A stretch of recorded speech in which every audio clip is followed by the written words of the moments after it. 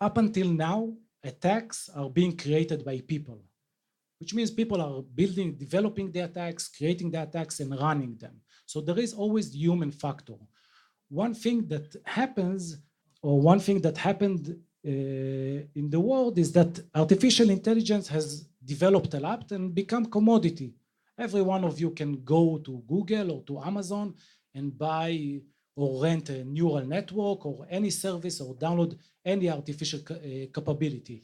And attackers, if you are assuming that they are smart and capable, etc., then it is very logic to assume that they will use artificial intelligence for their attacks. And we are seeing that. And also attacks follow the path of artificial intelligence very closely. So you have the learning phase, and then you have the reasoning phase, and then the decision phase. And it really fits the glove in terms of attacks and artificial intelligence. The picture itself, there is a competition that is being done by DARPA in the US, which is called Catch the Flag. This is a traditional competition they are doing every year. And Catch the Flag means there is a competition between groups of hackers, and each group of hackers have their own computer, and the goal of each group is actually to attack all the rest of the team computers and to defend their own computer. So that was the traditional competition. And last year, they actually created a new variation of this competition. They said, we don't want humans in this competition. We want you to create artificial intelligence software that is able first to defend itself, to defend the computer from attacks, but also to initiate attacks. And that was actually some kind of a raising bar for usage of artificial intelligence for creating attacks.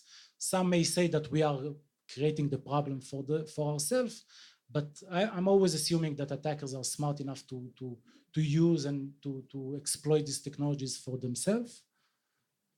In the third wave, I believe that cyber attacks will become adaptive, faster, and at mass scale, because there is no human factor to delay anything.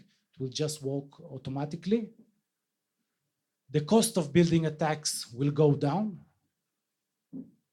Sophistication of attacks will go up, and known attacks will get an upgrade, and we will see new genres of attacks.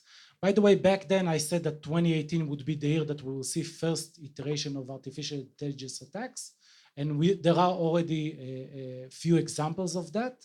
And there was also a report by the top security experts in the world about the risks of artificial intelligence in the use of cyber attackers, because most of the discussion about artificial intelligence was what would happen if machines will be smart enough to kill us.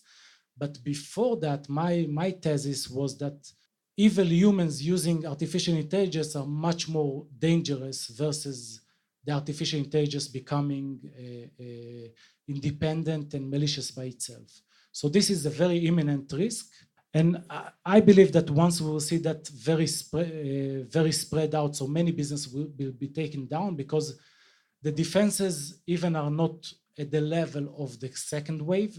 So many businesses will be taken down, especially the ones that have a lot of reliance on digital. And the only way to tackle that is actually with artificial intelligence on the other side.